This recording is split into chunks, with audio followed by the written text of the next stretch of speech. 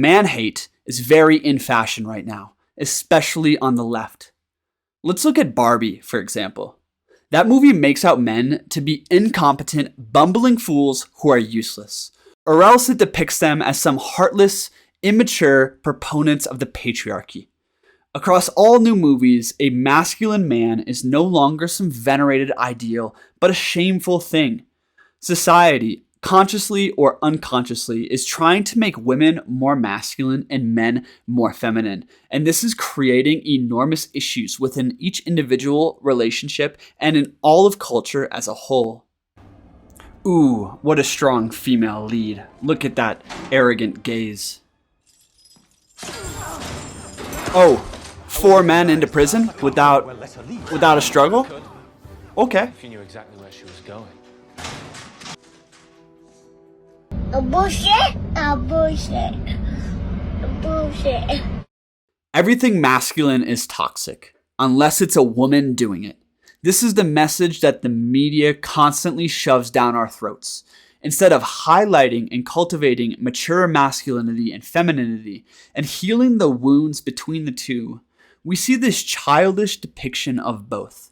We seem to be part of a divisive death cult, one set on the masculinization of women and destruction of masculine men. To be a masculine man is now evil in the mainstream. This stoic, assertive, confident, and focused man has been cast aside in favor of the new man. They portray as hypervocal, childish, insecure, effeminate, incapable, soft, foolhardy, and some mixture of bi-curious. They took James Bond, historically a man's man, and made him pouty and sad. They took Thor, a god of the Norse, and made him a stupid clown with muscles. They took Luke Skywalker, the hero of a whole generation, and made him a washed-up, saddled man. In all our progressive enlightenment, we have thrown out manliness and the masculine ideal altogether. We're not given positive male heroes that are badass and inspiring anymore. The ones we used to look up to are being torn down by some means. All male characters are carefully softened, broken down in some demeaning way, or replaced with a more diverse person. There is an orchestrated attack on men across all media and pop culture. Just look at any new show, commercial, Marvel, or Disney movie and point to one inspiring male hero. Hollywood hates confident and embodied men and pushes a message that a traditional man is wrong. Some would argue, great. Tear down the traditional man and especially the white man of privilege. Let women have their heyday. And I would agree, to some extent, if it simply was an elevating of a historically oppressed group. Go for it. But there is something more insidious here. It's not just the raising up of one side, it is the cutting down of another. And this widespread subversion, attack, and misunderstanding of masculinity is doing far more harm than good. This man-hate, or despising of masculinity, extends far beyond Hollywood. Just look at this comment I got in a recent video about masculinity in ancient Greece. Men are ego-driven, so your morality is non-existent. And it's why the world is in absolute chaos at all times. Manliness is the destruction of all things for personal gain. Nothing but manipulation and disrespect towards women and even other men. Men have done nothing but destroy the earth and all the life in which it contains. Women give life, men destroy life. Wow. This comment displays a woeful amount of ignorance and prejudice against men, which I want to address here. First off, to all the man-haters out there and people who share similar sentiments, I'm sorry a man hurt you. I'm sorry you never had a strong father figure who led with love and made you feel safe. I'm sorry you've been surrounded by boys and weak men and now you reject all forms of male leadership, morality, and perhaps resent men as a whole.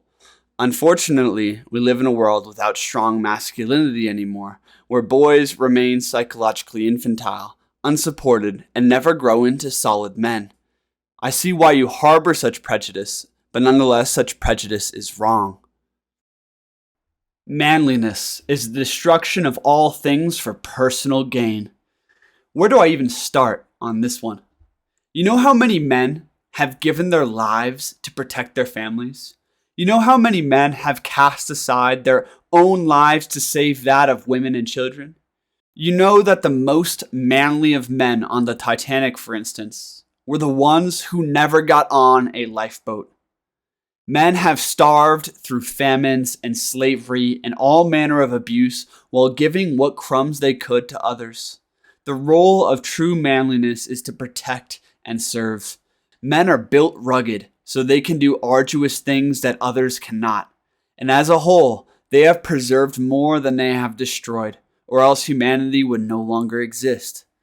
I bet the house you live in was built by a man, the streets you drive on and the stores you shop in, the nation you live in. Theodore Roosevelt, who so admired nature and the rugged masculine ideal, created the extensive national park system that protects the largest swaths of nature in America. But men only destroy for selfish gain. Is that how it is? Perhaps weak men.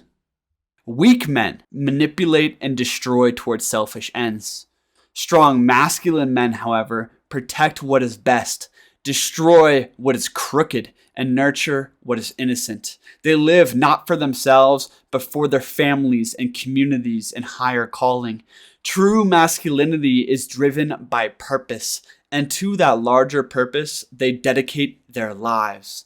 Men are the generative force that, when in union with the feminine, create a portal for God to enter the world. You, man-haters, don't know masculinity or femininity. You live in the shadows of hate and seek the very destruction you condemn in others. You claim to despise men while you try to be like them in the most immature of ways. I've never seen such a hypocritical type in my life.